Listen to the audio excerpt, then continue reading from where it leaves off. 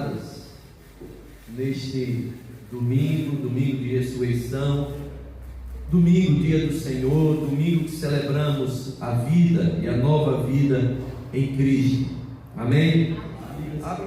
Salmo 22, um salmo de Davi, mas o salmo messiânico que mais claro expõe profeticamente aquilo que Cristo viveria séculos depois. Você e eu podemos ouvir Jesus falando estas palavras. Alguns desses versículos foram expostos na cruz, alguns dos versículos foram a profecia daqueles últimos dias, da paixão do nosso Senhor. Mas você percebe, Davi estava ali falando do seu sofrimento. Ele, como um tipo de Cristo, profetizou acerca do Messias. Mas há uma virada de chave neste salmo. Davi vem falando do seu sofrimento até que ele, a partir do verso 22, ele declara que o Senhor livra a sua vida, e aí ele começa a anunciar os feitos do Senhor na sua vida. Isso é um pouco da paixão. O Deus que sofre, mas no terceiro dia ressuscita e o sofrimento se transforma em vitória. E é por isso que nós estamos aqui. Quero convidar você a fechar então seus olhos e agradecer ao Senhor por esse domingo da ressurreição, agradecer pela tua ressurreição espiritual.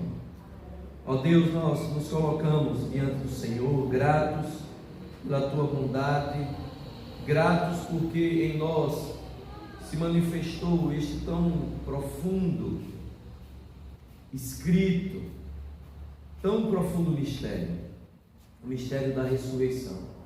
Bendizemos a Ti, ó Pai, porque Cristo não foi preso na cruz, mas a morte foi vencida e Ele ressuscitou, está em nós, está entre nós, e assim nós anunciamos a Sua vinda e esperamos o Seu retorno. Que o Senhor conduza a nossa adoração, nosso louvor nesta manhã, em nome de Jesus.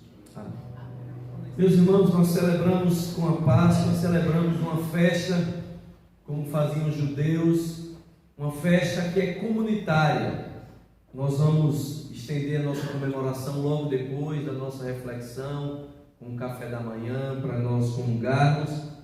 Mas como festa comunitária, nós precisamos também lembrar que era uma festa familiar.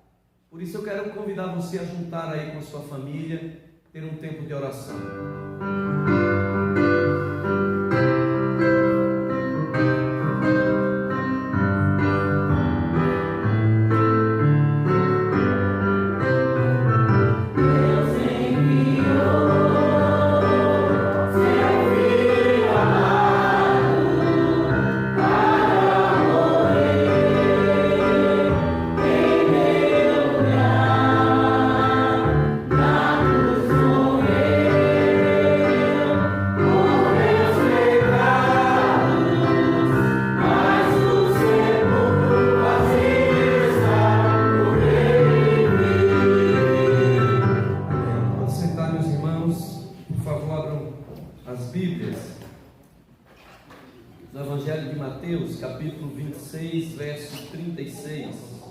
Oremos.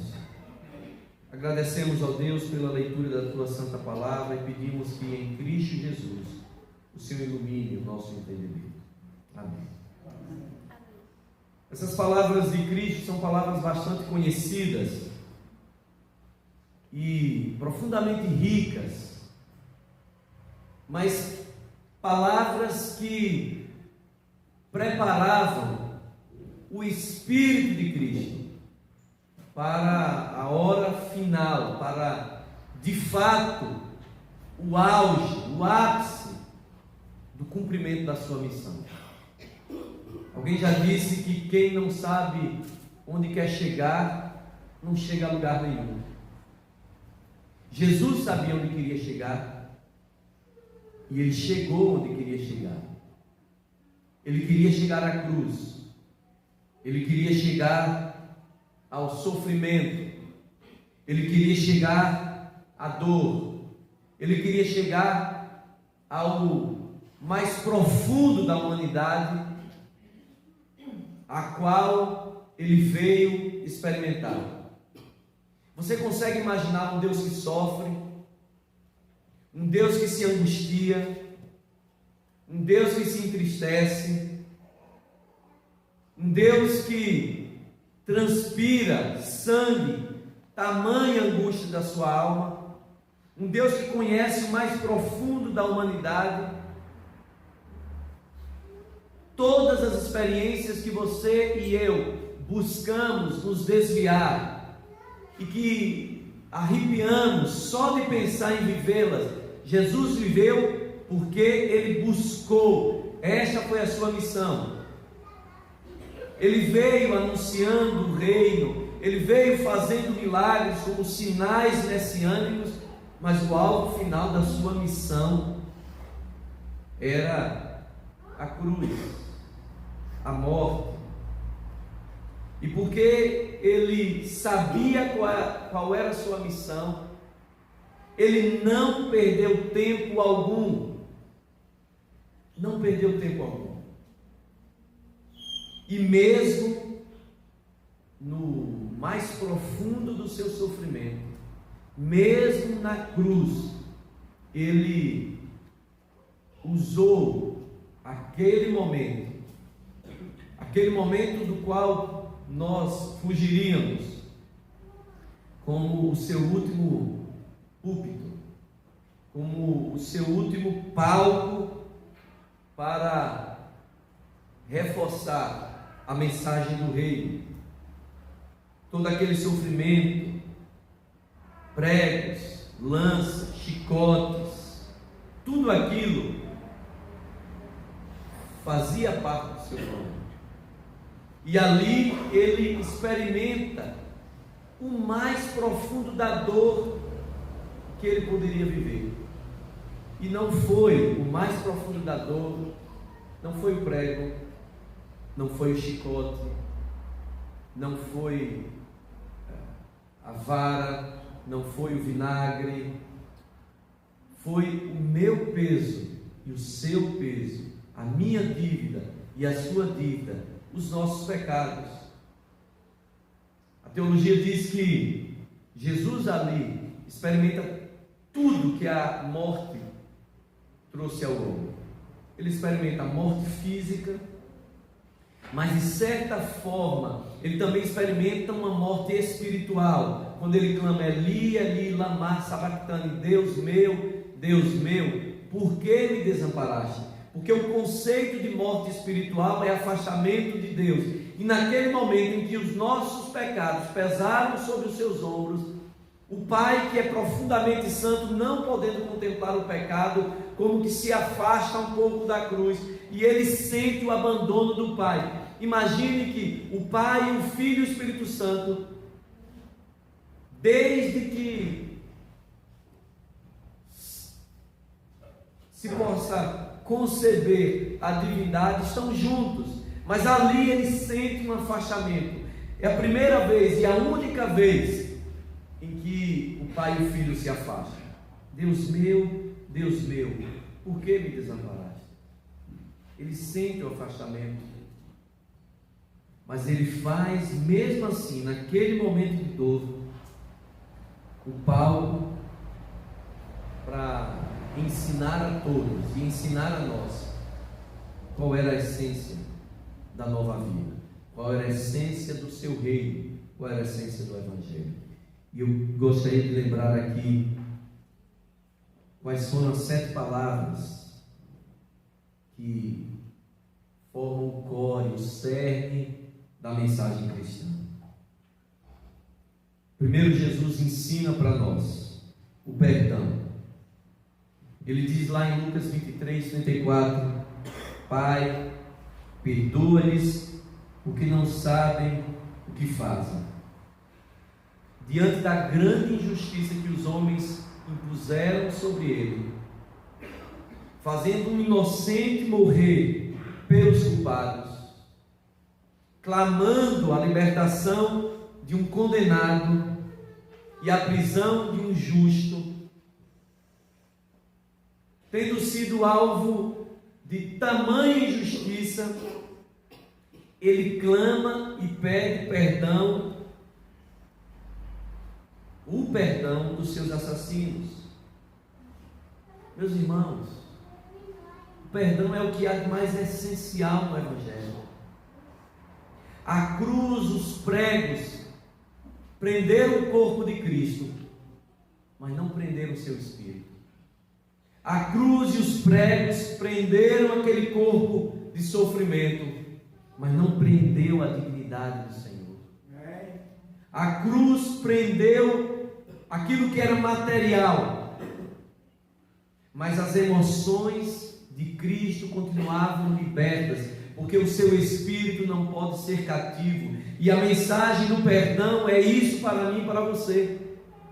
Se o perdão nos causa sofrimentos existenciais, se a ofensa nos causa sofrimentos existenciais, se as mágoas, os traumas nos causam profundas feridas, nada do que alguém pode fazer contra mim ou contra você tem o poder de prender o nosso espírito, pelo menos o espírito de quem foi renovado por Cristo.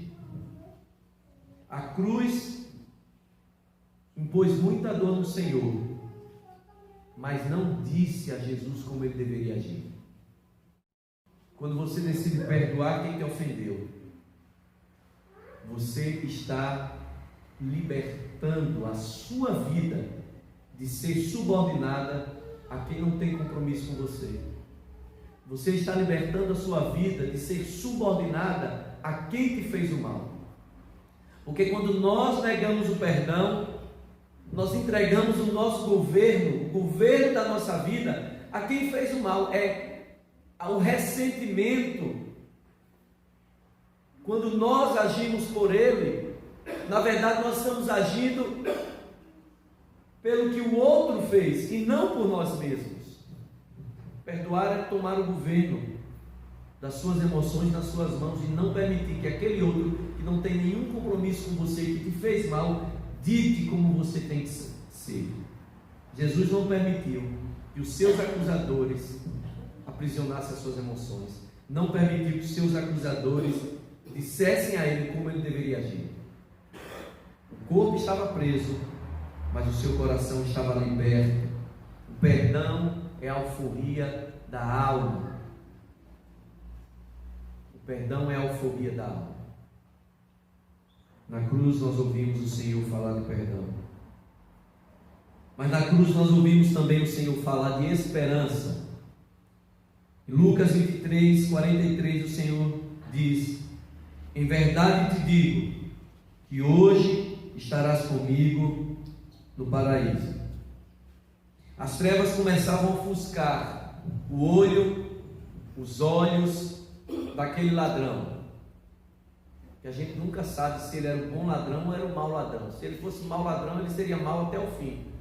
Então ele devia ser, quer dizer, se ele fosse um bom ladrão, ele seria mau até o fim, mas como ele era um mau ladrão, ele se converteu no final.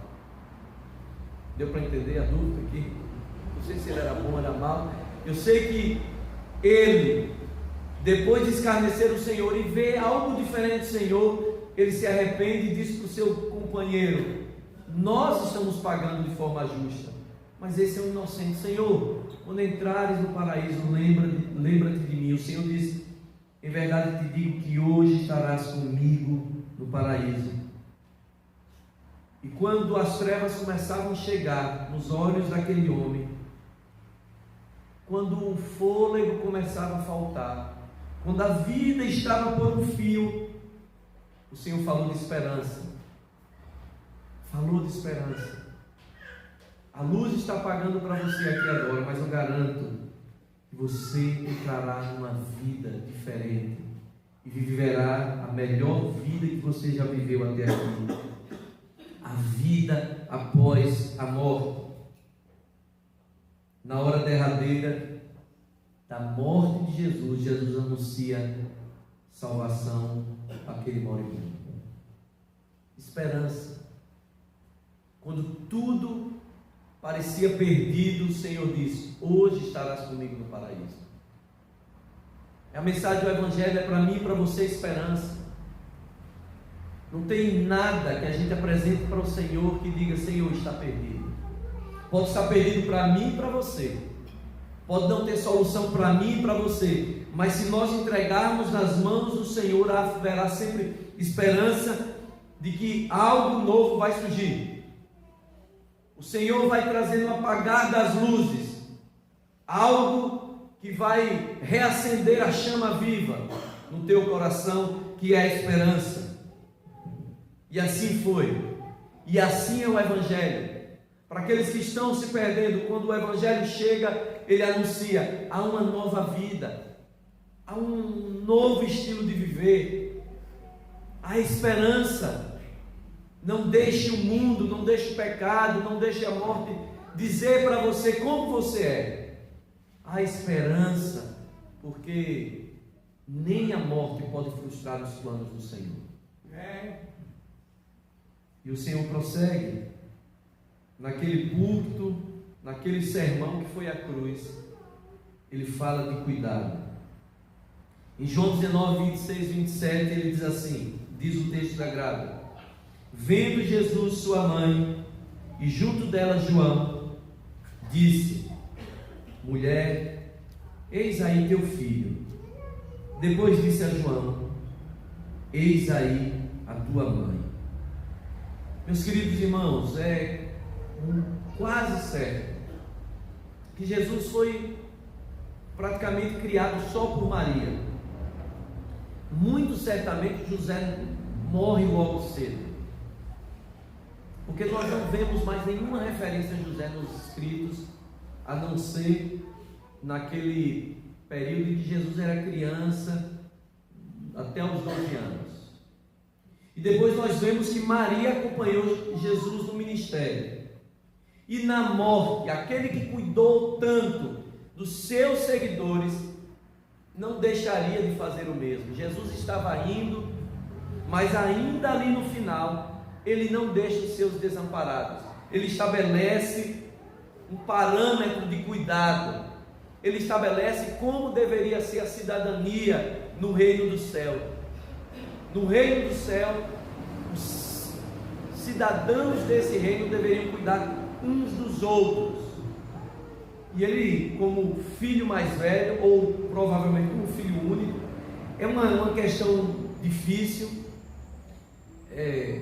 Eu fico pensando assim, se Maria tivesse outros filhos, como alguns pensam, e eu confesso que, baseado em estudos que eu não tenho segurança, como alguns dizem, não, ele teve outros filhos, que a Bíblia diz aqui, olha, seus irmãos, suas irmãs, e dá os nomes. Ali podem ser referência a primos mesmo, porque o conceito de família no ambiente judaico não era só pai, mãe e filhos, era... Porque Jesus não pede a nenhum dos ditos filhos para cuidar de Maria, ele pede a um apóstolo. Cadê os filhos? A responsabilidade pela lei judaica era de quem? Do filho mais velho. Morrendo o filho mais velho, o filho seguinte, Jesus diz: João, cuide dela.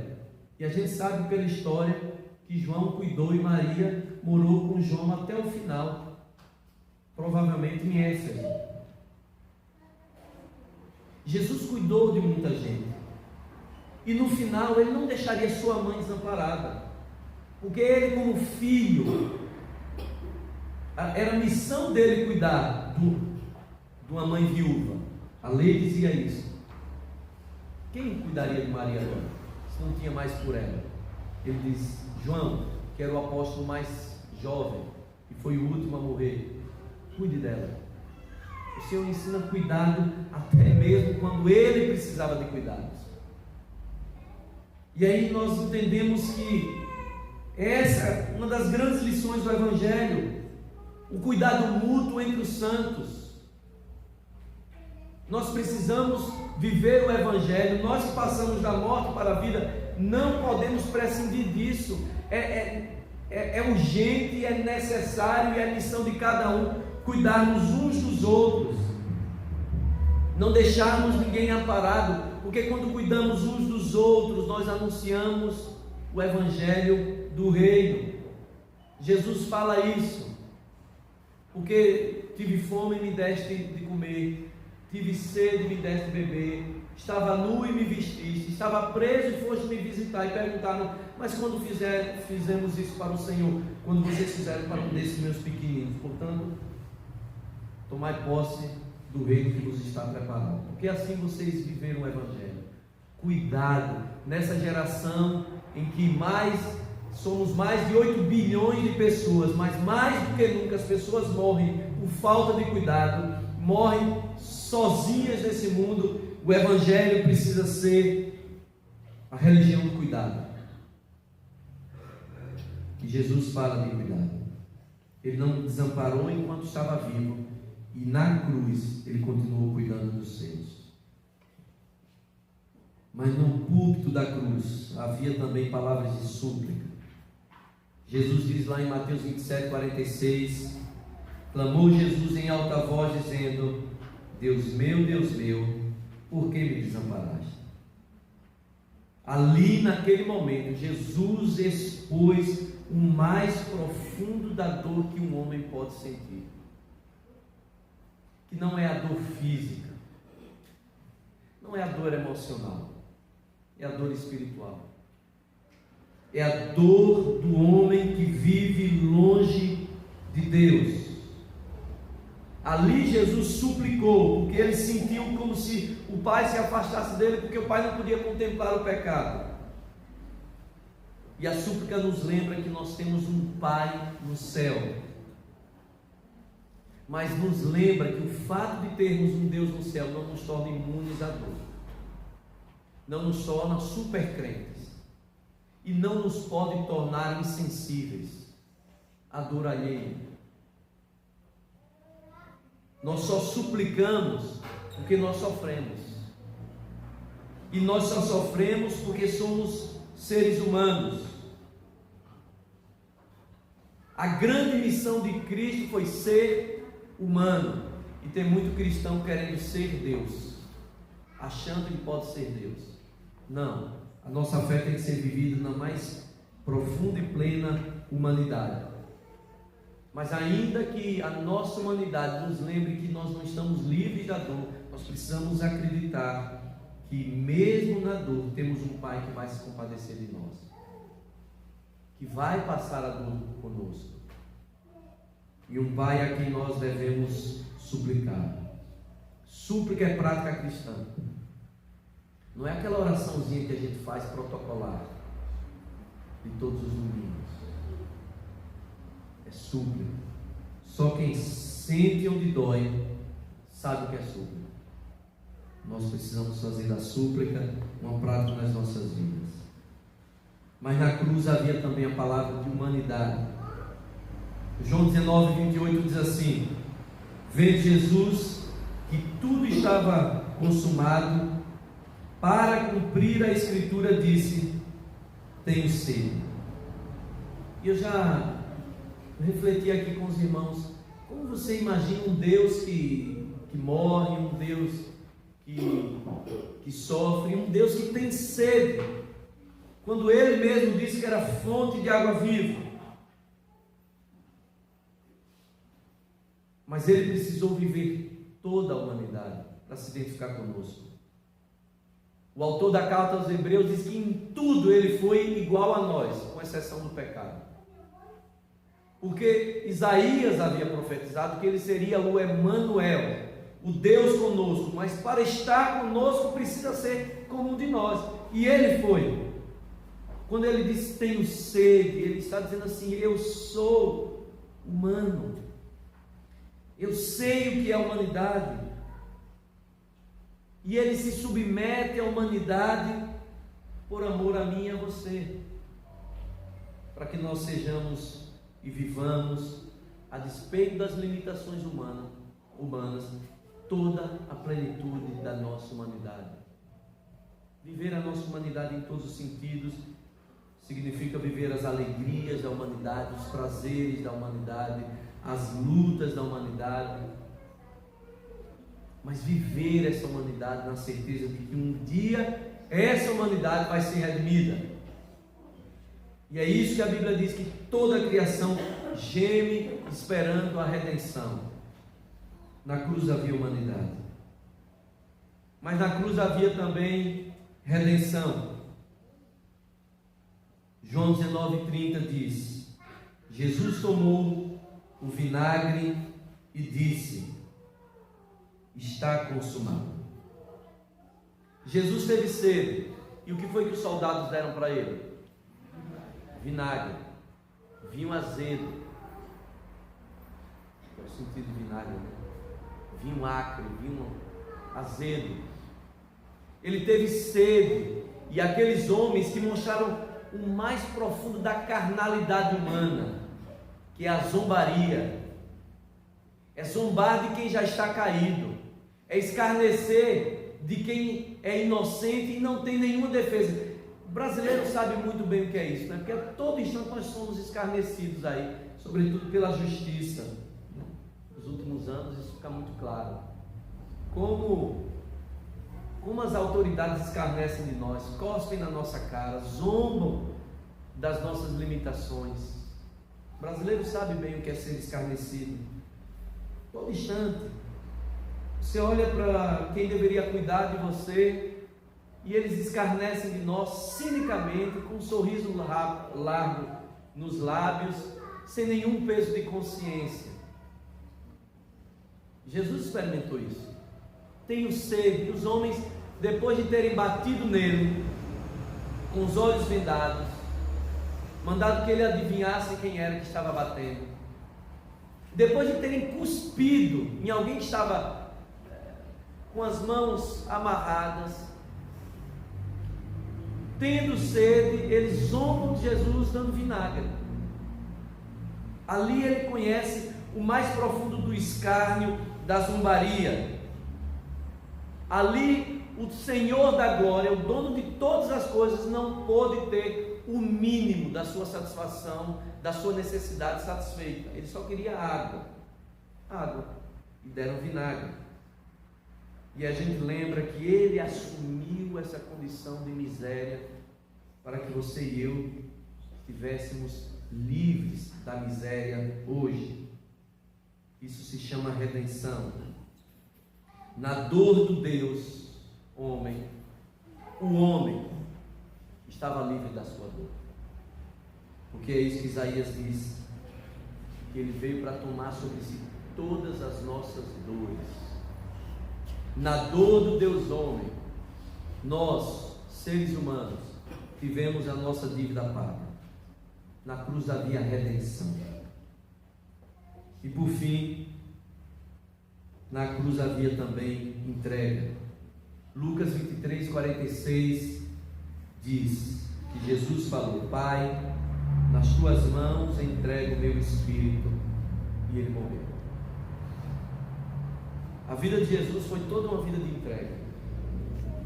Ele, como diz o apóstolo Paulo, se esvaziou da sua glória e assumiu a forma de homem, tendo sido obediente até a morte de cruz. Ele se entregou. E ele foi se entregando aos seus discípulos, ele se entregou aos seus apóstolos, ele se entregou para aquelas pessoas que estavam à margem daquela sociedade. Ele foi se entregando, mas no final ele se entregou como oferta e expirou, morreu. A sua vida foi de entrega. E a pergunta que ecoa há 2000 anos é: o que hoje você entrega para o Senhor? Depois de tudo isso que nós ouvimos, o que você e eu entregamos para o Senhor? Jesus não quer que você faça o mesmo sacrifício que Ele fez por nós. Ele só quer uma coisa: o teu coração. Ele só quer uma coisa: a tua vida. Depois de tanta dor, depois de tanto sofrimento, Ele só quer o teu coração. Ele se entregou: Pai, nas tuas mãos entrego o meu espírito, e morreu. E hoje, o que você e eu entregamos para Ele? Abra sua Bíblia, por favor, para nós encerrarmos e orarmos, porque se a história termina aqui, como diz o apóstolo Paulo, nós seríamos os mais infelizes dos homens. Mas a história não encerrou aqui. Mateus 28, vai dizer como encerrou essa história. E nós vamos ler todos juntos Mateus 28, a partir do verso 1. Ele ressuscitou, meus irmãos. Por isso nós estamos aqui, não celebrando o sepultamento, a morte, mas celebrando a vida daquele que tudo sofreu, para que hoje você e eu pudéssemos entregar o que há de mais valioso em nós. Não um sacrifício de cruz, mas só os nossos corações. Feche seus olhos, nós vamos orar, e você vai ter a oportunidade de entregar o seu coração, ou de reafirmar essa entrega a Jesus. Agradecemos-te, ó Deus, por tudo aquilo que ouvimos na cruz do Calvário, por tudo aquilo que o Senhor nos ensinou. Agradecemos-te, ó Deus, porque mesmo na hora mais profunda de dor, o Senhor estava pensando em nós, e ali não permitiu que a maldade humana o desviasse do alvo. E ainda ali o Senhor reforçou o Evangelho, mesmo com dores, mesmo agonizando, e o Senhor se entregou por nós. Agradecemos-te, ó Deus, porque o Senhor ressuscitou ao terceiro dia e vive entre nós. E vive para que nós possamos compreender tudo isso. E vive para nos chamar a Ti. E hoje o Teu chamado é: o que vocês têm a me entregar? Ó Senhor, nós entregamos ao Senhor os nossos corações, para que vivamos as nossas vidas segundo a mensagem da cruz. Que o Senhor nos ajude, ó Deus, porque não é fácil, mas confiamos na graça do Senhor, em nome de Jesus. E que a graça do nosso Senhor e Salvador Jesus Cristo, o amor de Deus, o nosso eterno Pai, a comunhão, o consolo e as bênçãos do Espírito Santo repouse sobre vós, sobre os vossos lares e sobre toda a igreja de Cristo neste domingo da ressurreição, até que Ele venha. Amém.